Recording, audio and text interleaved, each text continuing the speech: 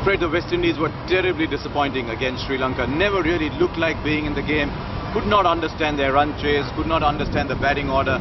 And while that must come as a huge disappointment to people here on these islands who follow cricket passionately. I mean, I was in the stands for a while and I could see the great passion in there.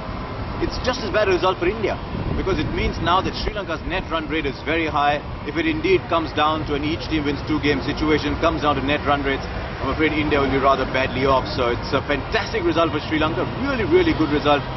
Poor result for West Indies and not very good for India. Now the action moves to the other half and New Zealand take on Pakistan, and if Pakistan lose that, it's goodbye.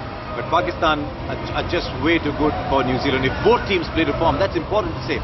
If both teams play to form. But Pakistan have lost to Australia, Pakistan have lost to England. They allowed Bangladesh to make a good match of it. They're not looking like the team that we on the subcontinent know them to be.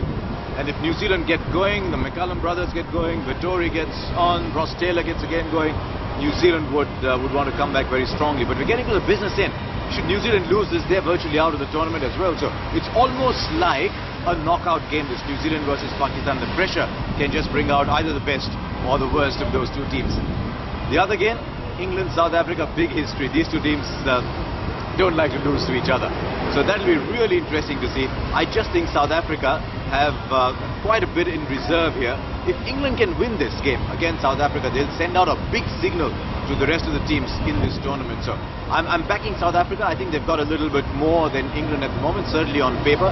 So South Africa looking good there, but Pakistan will really have to be not really up to the A game if they have to lose to New Zealand. But as we get to the business end, these results will tell us where we think this tournament is going.